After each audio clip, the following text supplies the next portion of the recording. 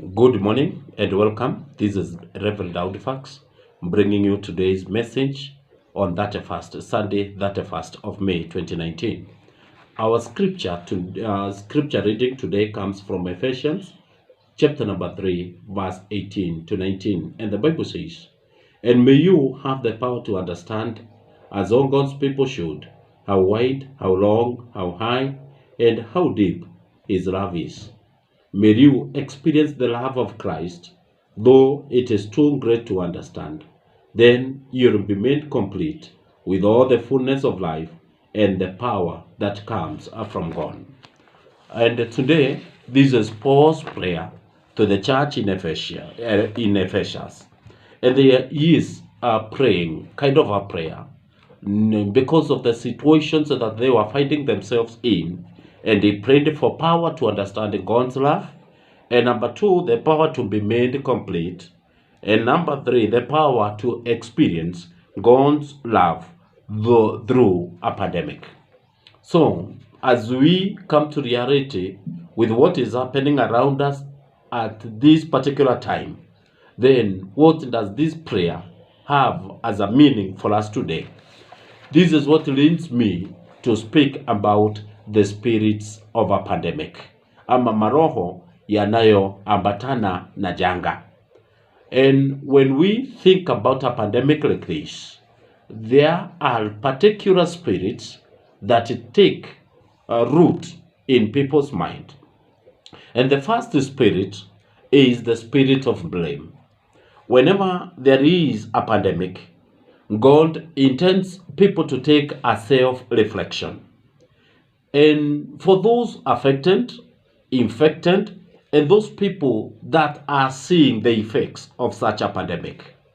But in every situation, you'll find people looking for people to blame.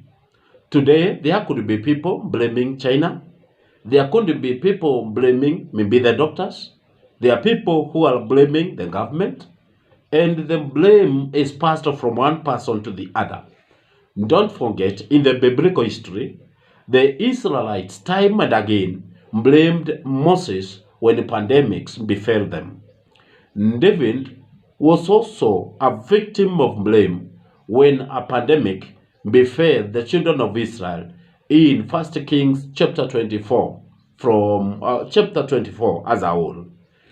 During the time of Adam and Eve, Adam and to blame Eve, and Eve blamed the snake.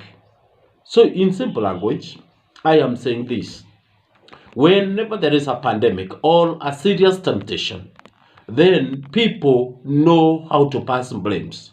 Today, in the name of Jesus, may we, because the will of God is for you and me to take a self-reflection in matters God, that you be given time, I be given time to reflect upon my personal life and personal relationship with God. Other peoples that we blame today are neither there or here, because a pandemic will forever meet you as an individual, will affect you as an individual, but we like blaming one another, the spirit of blame. Number two, there is the spirit of doubt. Let me remind you something very sweet. According to 2 Corinthians chapter 1 and verse number 20, the Bible says, the promises of God are yes and amen. And therefore, doubts break friendships. Doubts brings unfaithfulness. And don't forget, this is what happened to Adam and Eve. When they doubted one another, then they kept on blaming one another, and things were never the same again. Therefore, whenever there is a pandemic, there are those that can see as if the world is dying. There are those that believe God is in control. There are those that believe in the healing. There are those that believe in the power of God. There are others that feel that the power of God is not sufficient enough. Actually, 2 weeks ago, I had one of the politicians say, na sasa mapasta ambao wanatundanganya wanaponya watu, sasa waponye corona. Doubts in the minds of people.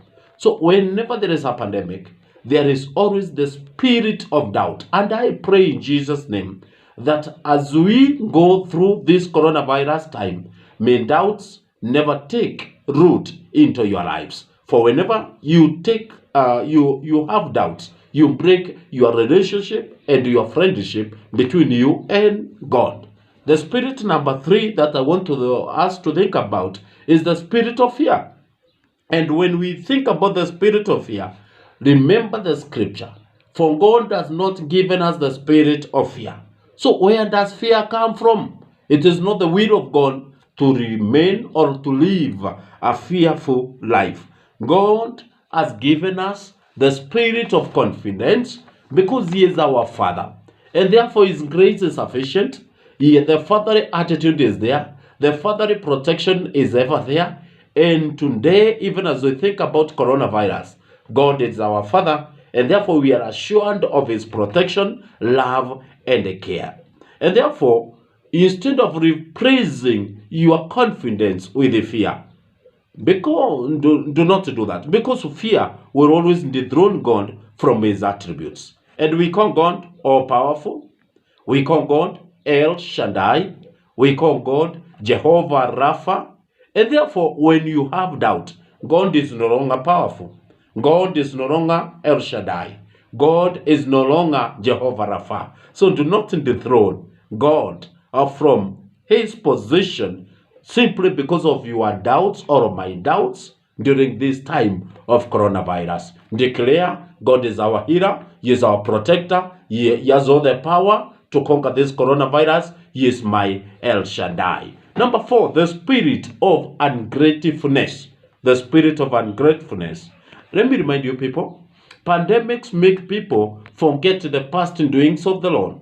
Yes, before March 15, when the first case was announced in Kenya, everybody believed in a God that protects Kenya, because we are hearing stories about other countries being affected.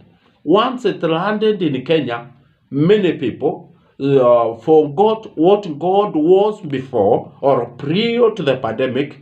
And today, God, I don't know how you think about God. We are thinking about deaths. We are thinking about increasing numbers now in tunes of 3 digits and above.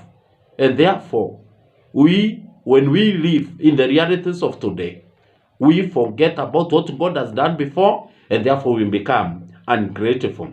Very few people think about the past doings of the Lord.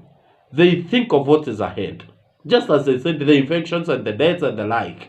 But today, I want to insist and pray that may God give you a spirit of being grateful, because the devil wants you and me not to appreciate what God has done to us before the pandemic. So conquer what is ahead of you by reminding the devil that God has been grateful to you. The Lord has been Jehovah Rapha in your family. God has been the provider of your family. And you better start declaring, I will live to see the goodness of the Lord. God who provided will provide during this particular time. God who healed you out of that sickness that year, you remember it, is the same God that will heal you in case of any situation. And may God protect you that you don't come to terms with the reality of this coronavirus as a person. And this is why now Paul was praying to the church. And he's saying, I am praying for you so that you can understand how powerful God's love is. And he says how wide, how long, how low, and how high the love of God is. So may God make you understand during this time of the pandemic that His love is wide, that His love is long, that His love is high, His love is low. And therefore, nothing can surpass God's love unto His people. And number 2, he says this, that he is praying that you be given power to be made complete. To be made complete in the context of what I've spoken about is to not harbor the spirit of blame, the spirit of doubt, the spirit of being ungrateful, and the spirit of fear. By being complete, you understand God as He is and give Him His position. Do not dethrone Him from his position. May you be complete in the name of Jesus. And number 3, this is why he prayed and said that may you be given power to experience God's love. To experience. So far, I am sure you have experienced God's love. None of the people that I shepherd I hear as coronavirus. None. You already witnessed the grace of God. Kasarani people are sick. Our neighbors could be sick. But we as a church have experienced God's love through this protection. My prayer is this. May doubts never come your way. May fear never come your way. May being ungrateful never come your way. May you be given power to understand God's love, to experience God's love, and also the power to be made complete. Continue experiencing God's love. May God protect you from this pandemic in Jesus' name. Let us pray. We give you thanks and honor your name, mighty and everlasting Father, for giving us an opportunity to be together in fellowship with my brothers and sisters. I commit all of them now unto your able hands. May you give them now power to understand your love. May you give them now the opportunity to experience your love. And may you make them complete in every situation.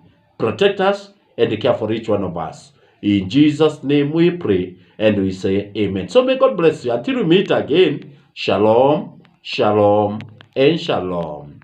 Amen.